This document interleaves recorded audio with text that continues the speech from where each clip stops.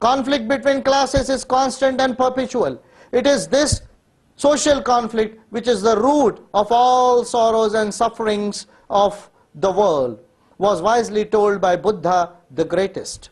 It is only by adopting Dhamma as way of life that this sorrow, sufferings can be removed and humanity can be made happy and earth sustainable. For this, man, gender neutral, requires to walk on the middle path of Buddha, Prajna, that is understanding as against superstition and supernaturalism, Karuna, that is love, compassion, and Samta, equality, alone can make a good and happy life on earth. All this is being outlined as the philosophy of life by Dr. Ambedkar in Buddha and his Dhamma. Only right thinking, that is understanding, view, vision, right conduct, that is action, morality, ethics, and right system, that is governance, institutions, can save humanity from the crisis of supernaturalism, of demiurgic technoscience. Intellectuals all over the world are of the view that 4 solutions can pull us out of this crisis. According to them, they are education to all, second ethics, that is social contract, natural contract, cultural contract, and ethical contract. Third, urban policies, and 4, human rights. All the above are no doubt required, but what has to be reflected upon is what type of education, how ethics can be made a functional reality without Dhamma as the governing principle of human life, how human rights can be realized without remedies for their implementation. We require education, not merely for building up forward-thinking capacities or knowledge societies, but also to build up a democratic society and collective human intelligence.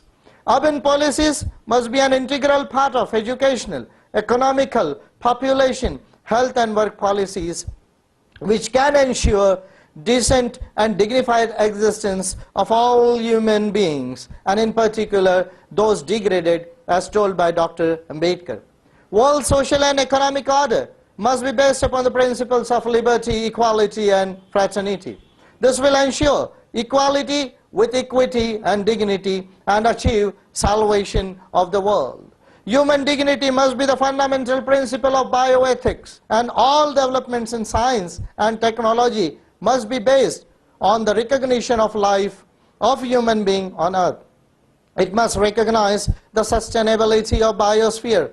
Political democracy, that is one man, one vote, one value, is not sufficient. What is required is one man, one value in all walks of life.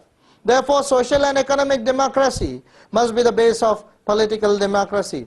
Human rights cannot be realized without the reconstruction of national societies on democratic principles, that is equality, liberty, fraternity, and justice. Only democratic constitutions based on rule of human rights can implement them. For this, United Nations must take shape of world governing body, and nation states act as sovereign federal units on a common constitution of the world. A new global governance is required to be built up for all these. These all can be achieved by Dhamma, that is humanism or Ambedkarism, as the governing principle of human life. A new human order based on Ambedkarism is the durable solution. A new human order is to be established, an order which is wise, thinking, just, reasoned, rational, scientific, truthful, sustainable, egalitarian, compassionate, moral, ethical, and welfaristic, that is humane and enlightened. This can be achieved only by Ambedkarism.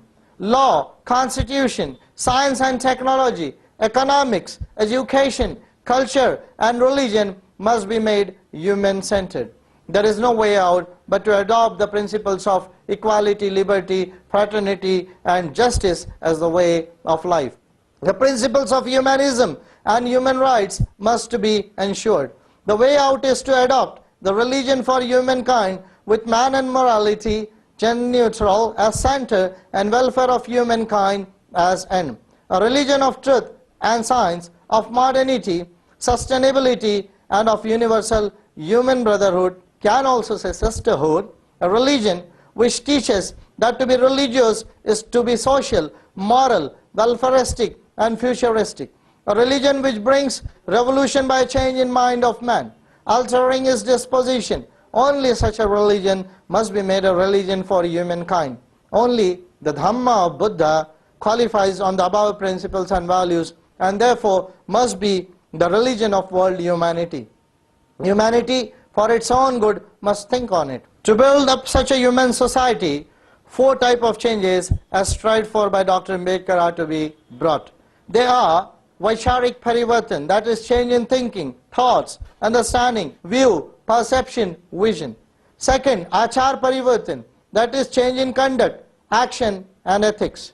Third, Mansik Parivartan, that is change in notion or mental change. And fourth, Vyavastha Parivartan, that is structural, institutional, governmental changes. It requires a movement based on the message of Dr. Ambedkar. The message is educate, agitate, organize. A global movement of humanism based on Ambedkarism is required for all the above. Only Ambedkarism, which is a new revolutionary ideology of humanism, can do so. A humanitarian revolution which deconstructs or destroys the undesirable for the reconstruction or creation of desirable principles, values and systems within a limited span of time. It is a revolution without bloodshed. The 21st century requires such a revolution to overcome not only the revolution of technoscience, but also to win over yesterday's man-made evils. Once again I am emphasizing, the 21st century requires such a revolution based on Ambedkarism to overcome not only the revolution of technoscience, but also to win over yesterday's man-made evils. What are these man-made evils? They are casteism, racism, ethnicism, religious fanaticism, economic exploitation, etc. Only the global ideology and movement of Ambedkarism can establish a blue world under the blue sky. The blue world under the blue sky, which is humane and enlightened, and ensure a wise and safe destiny of humankind and our Mother Earth in the age of hyper future of 21st century. Let us all adopt it for our better future. Let us all adopt Ambedkarism for our better future. All are welcome to Rajnandgaon, Chhattisgarh, India on 14th and 15th April 2010 in the national celebrations of Dr. Ambedkar and Mahatma Phule Jayanti. Jai Bhim humanity, Jai Prabuddha world, Jai Prabuddha universe.